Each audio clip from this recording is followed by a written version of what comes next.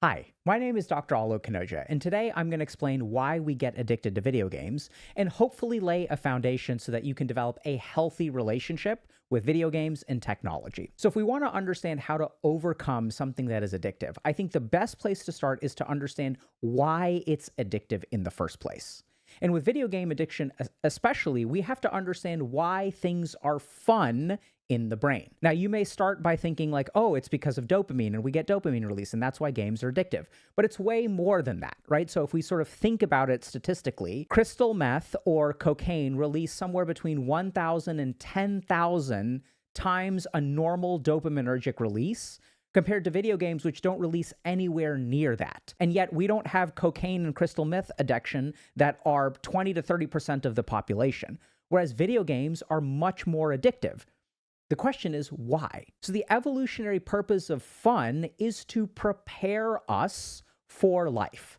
So you can take a look at like a kitten or a puppy or a human child, and all of the activities that we engage in that are fun will prepare us for survival or success in the real world. And if we look at how video games have evolved, we realize they do way more things than simply dopaminergic stimulation. Video games now have communities. They give us a sense of identity. So our video game characters get dressed a particular way. We have certain cosmetics. We can pick their hair color, their eye color. My kids just started playing Monster Hunter Wild, and I was stunned because my daughter spent 3 hours making her character where I haven't spent 3 hours making characters in the history of like 30 years that I've been gaming. Key thing though is that if we look at the evolution of video games, what we find is that there's community aspects, there are identity aspects. A lot of games are about optimizing. A lot of games are about overcoming other people, being competitive. And if we look at something like a battle royale game where there are 100 players at the start and one player wins at the very end, there's a huge dopaminergic rush, but it scratches something in our head. If y'all want to dive deep into the most important topics for our community, check out HG memberships. So the first thing to understand is that there needs to be no outcome from small talk.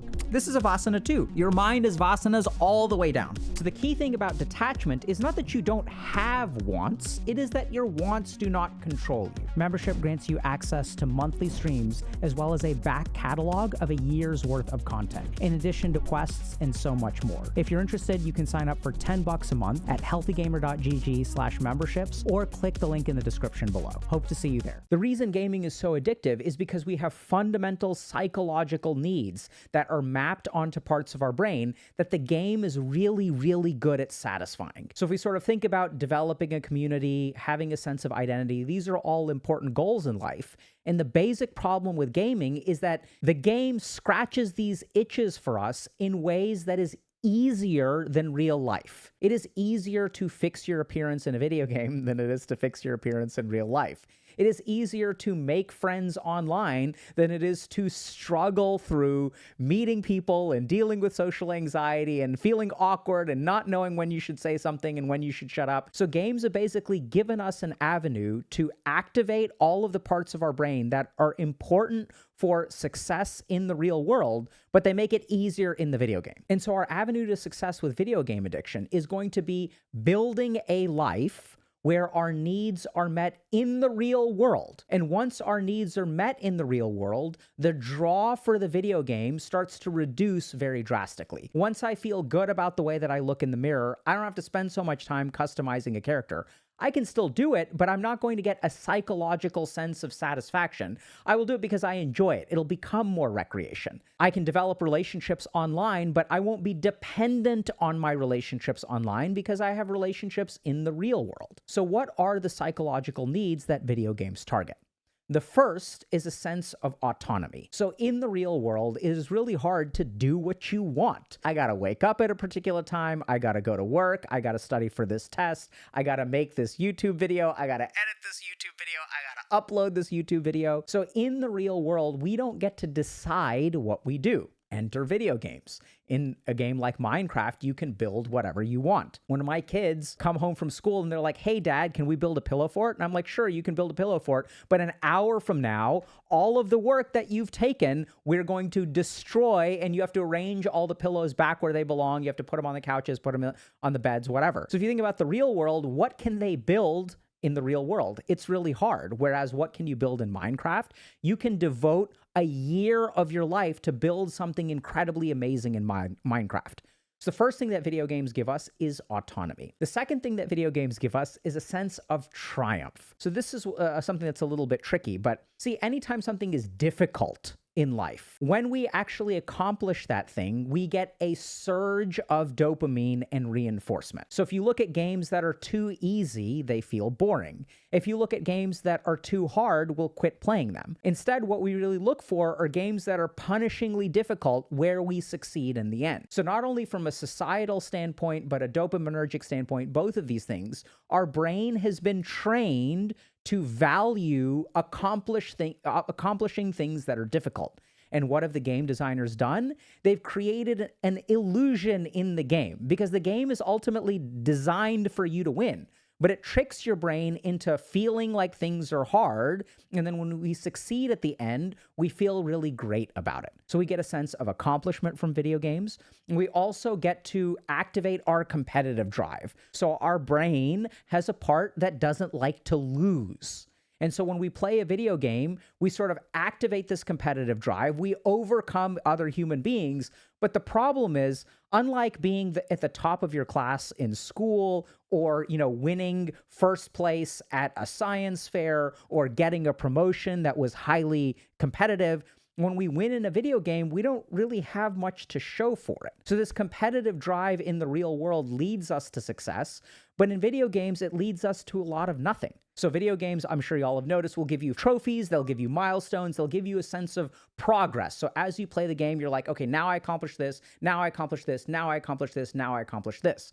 And that's ideally what we want to be doing in real life. The problem is that accomplishing this, and this in the real world is way harder than the video game. So let's understand how this works.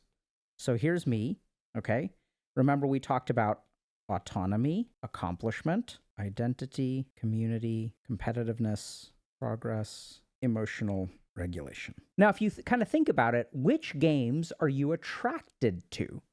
So there are some people who are attracted to games like Minecraft, and there's some really great research out of University of Toronto that really demonstrates how, depending on your personality type, you're attracted to certain kinds of games. So women, for example, are more likely to be attracted to games that have social components and community building. But there's a certain kind of game that you're attracted to. Why are you attracted to that game? Because there's a certain part of your brain that is very robust. So why do people like to play Fortnite? Why do people like to play competitive Valorant? Why do people grind to get to the top of a ladder or a leaderboard?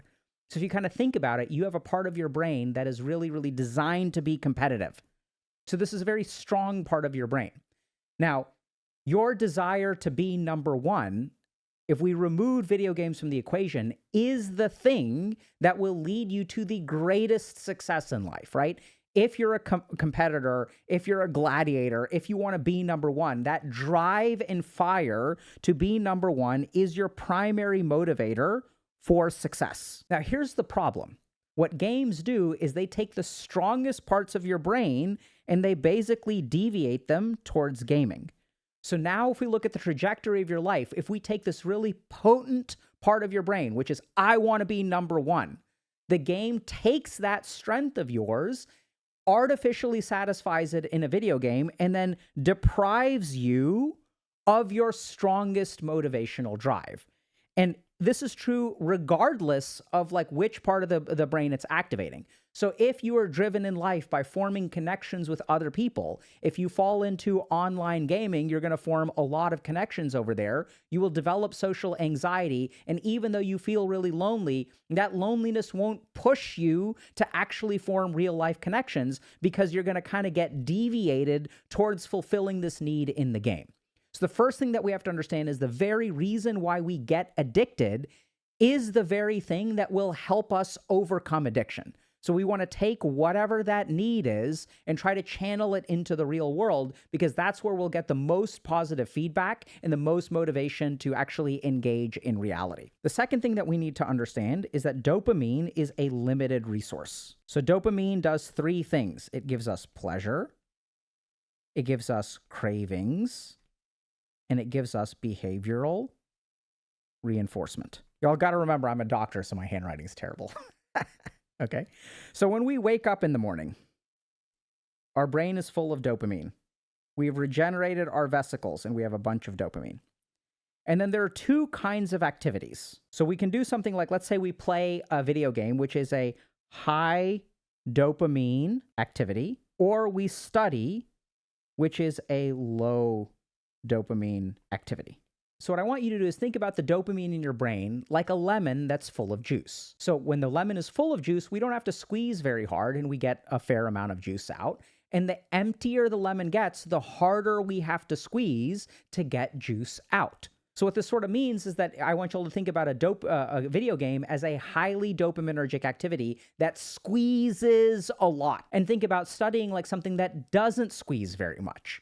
So if y'all have paid attention to yourselves, what you'll notice is that when you first wake up in the morning, if you play video games for 4 hours, you feel kind of tired, you feel kind of exhausted, you don't feel like doing anything. And then if you try to study, it's going to feel really, really hard. It's going to feel exhausting. And at the end of it, you sure as hell don't feel like studying again. Now, flip it around, and if we study for the first 4 hours of the day, we feel pretty good about ourselves. After you study for 4 hours, you can go play video games for 4 hours, and there's still plenty of fun. Now, the reason for that is because when we wake up first thing in the morning, our brains are full of dopamine. We play a video game and it's like a really tight squeeze. We empty out the lemon. Now, once my lemon is completely dry, if I sit down to do something like study, there is no pleasure, there is no craving, and there is no behavioral reinforcement.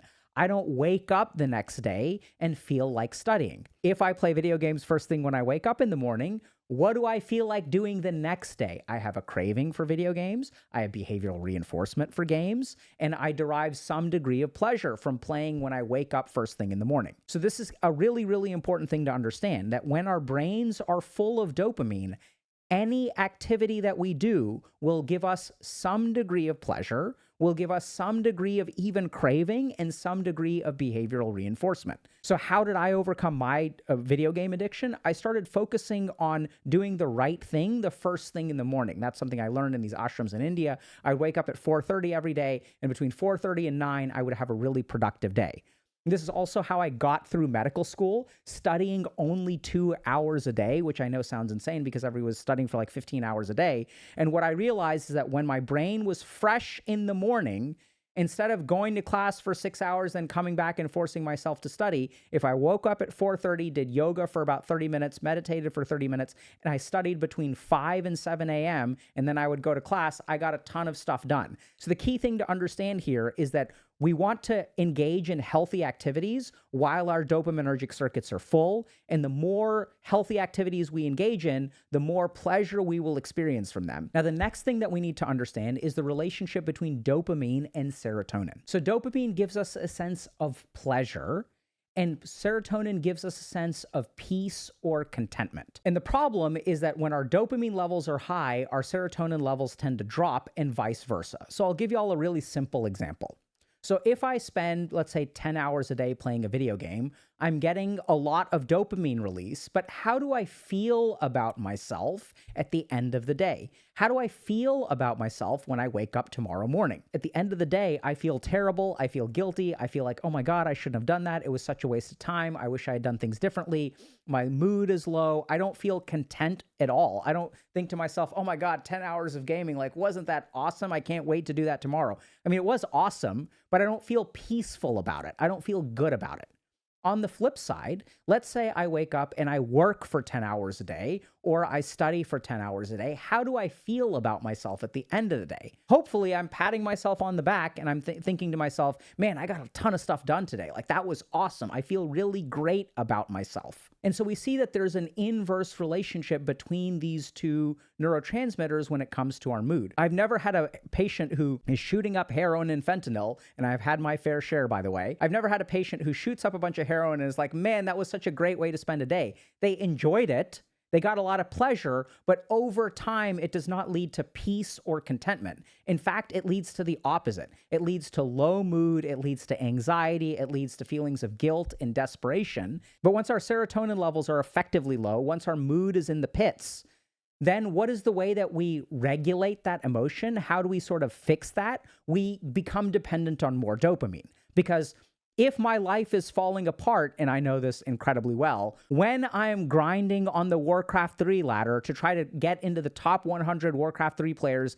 in North America, and I win a game, and I climb 25 points on the ladder, 25 spots on the ladder because I beat someone who's like a top 10 player, then the dopaminergic surge that I get keeps the terrible mood at bay. So the lower our serotonin becomes, the more dependent we become on dopamine to feel good. Now, the flip side of it is kind of how I play games now. So, I worked a lot for a long time. I went to India, became a monk, became a doctor, whatever. I've got kids.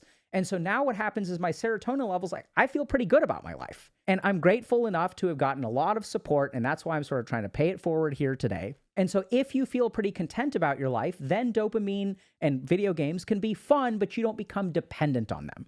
So what we want to do is be super careful about engaging in a bunch of dopamine and dropping our serotonin levels. And on the flip side, the more that we engage in activities that cost a certain amount of investment, but allow us to feel good about ourselves, the higher our serotonin levels will rise, and the more resistant to the dopaminergic pull of video games we will be. So now let's get to practicalities. How do we sort of figure it out how to overcome this kind of addiction? So the first thing is, if y'all are really struggling with an addiction and it's impairing your function, if it's interfering with your physical health, your mental health, your professional life, your academic life, I would strongly recommend that y'all see an actual mental health professional, because video game addiction can sometimes be comorbid with things like mood disorders, anxiety disorders, things like that. So seeing a mental health professional, I think, is a great first place to start. The second thing that we want to do is take a look at the games that you are addicted to and try to figure out which of my needs does this video game actually satisfy, right? So what do I get out of this video game? When I play this game, how do I feel about myself? Is it scratching a competitive itch? Is it giving me a sense of community and connection? Is it giving me a sense of autonomy and freedom? And then recognize that the very things that make you addicted to the game are the most important things for you to harness to fix your life. So my general approach when I'm working with a patient is I will try to figure out, why are you playing the game? What does the game do for you? That's step number one. The second thing that I'll ask is, how can we start giving you that in the real world? What would the first step be? So practically what I'll do is I'll ask them to generate a list of ideas. I would say 10 to 20 items that will allow you to take one step forward in fulfilling that need in the real world. Once you have 10 to 20 items, then what we're going to do is pick the top 3. And you're going to do one this week, one next week, and one the week after. We're going to try all 3. So a big part of this is that you can't just pick one thing, because it may not work out and then you kind of get back into the video game. What we want is a plan for option number 1, option number 2, and option number 3. Now, this is also really important. You have to schedule those options today. Don't wait till next week to try number 2. So if you say, okay, I like competition, I like martial arts, I think that's pretty cool. I like programming, I think that's pretty cool. And I like chess or Go, I think that's pretty cool. What I would do is open up Dr. Google and search ways that you can do all 3 of those things. Schedule one for this week, one for the next week, and one for the week after. Okay, so the key thing here is that we want to be able to fulfill our psychological needs in the real world. Next thing that we want to do is, for the first, I would say minimum of 1 hour, but up to 4 hours, do not touch a goddamn video game. So recognize that anything that you do for the first 4 hours of the day when your dopaminergic circuits are full will be automatically reinforced, right? So when you wake up and you struggle to stop gaming, what you need to understand is the reason you're struggling is for hundreds of days, you have reinforced that behavior when you wake up in the morning. So what we need to start doing is, instead of using willpower to overcome our video game addiction, what we really want to do is engage in certain activities that give us a sense of pleasure, reward, or accomplishment before we play video games. This may not come right away, but what you want to really do is 1 to 4 hours of, I don't care if it's cleaning, exercising. I find going on walks to be very helpful. When I was struggling with gaming addiction, I would just go walk for an hour. Even when I was in med school and still struggling with it some, what I would do is find that anytime I really didn't feel like doing my work and I really wanted to play a video game, I would go for an hour-long walk. And this is in Boston, even in 20-degree weather, I would go for an hour-long walk, and it helped a lot. So the first 1 to 4 hours of what you do every morning will be automatically reinforced because your dopaminergic circuits are full. And even if it's not fun, you will still get some degree of accomplishment, and then you'll feel like doing it a little bit more tomorrow. The last thing that we're going to talk about is changing your community and your environment. So one of the key things that we've learned in addiction psychiatry is that basically, if you maintain the environment that you have right now and the friends that you have right now, it is very hard to accomplish behavioral change, right? So when I have patients who are alcoholics, one of the key things that they start doing that becomes critical for their success, it's not just about the alcohol and the GABA and the dopamine and things like that. They really have to change their environment, because your environment will give you all kinds of cues that will trigger cravings within you. We offer a bunch more resources here on the channel and other parts of Healthy Gamer about those kinds of things, so y'all can check those out. But the key thing here is that, if a certain environment has produced an addiction, if you put the person back in that environment, they have a very high chance of relapsing. So a big part of addiction psychiatry isn't just coming to the office and working with me as a therapist. It's also replacing the bar with Alcoholics Anonymous meetings. It means getting out of the house if the house is the place that you end up drinking a lot. And for gamers, what I strongly, strongly recommend that you do is find some sense of community or some kind of environmental change that is very different from what you are doing now. So if you're someone who struggles a lot with gaming at home, I'd say, like I said, I would get out of the house. I would go to the library a lot to do my work. Like, I'd wake up in the morning, pack my bag, go to the library, stay at the library until my work is done, be bored out of my fucking mind for like 4 hours a day for like a week, and then it started to get better. So remember that there's going to be some kind of withdrawal and rewiring process, which will probably take somewhere between 72 hours and maybe like up to a week, maybe 2, and then it really starts getting better. So you have to really think about, what are the environmental influences that push me to gaming? That could be simple things like logging out of Steam or being invisible, or logging out of Discord instead of Discord automatically popping up. What are the community and environmental factors that make my mind think about gaming? And the cool thing is that if you do these things, and you can by all means see a therapist, you can work with one of our coaches who are really sort of specialized at working with people with technology addictions. Definitely check that out if y'all need some help. I think help goes a long way, especially if you want to accomplish things in a very short time frame. So by all means, go the DIY route, but if it's not working with you, get some help. And what I found is really amazing is that when I have gamers who struggle with all these problems, remember, they have really, really powerful brains that are highly attracted to particular things like optimization, Factorio enjoyers much, right? Or competitiveness. And instead of like taking that really potent part of their brain and wasting it on a video game, the moment that we shift that faculty of the brain to the real world, not only do they turn their lives around, but they excel. So, I'm just thinking about a patient that I had who was a 15-year-old who I dropped him off in an MIT startup because the dude was bored at school. Like, the reason he loved video games is because real life didn't provide any challenge. Now, you may not have those kinds of opportunities in your backyard, and that's where it's easy to say like, oh, like, then I can't do that. But that also is like a gamer mentality where it's like, what, you need like an FAQ where everything is laid out for you in order to get started. The key thing here is that try to figure out, what it is that really works for you in the game and try to produce it in the real world. You'll be amazed at how quickly you bounce back.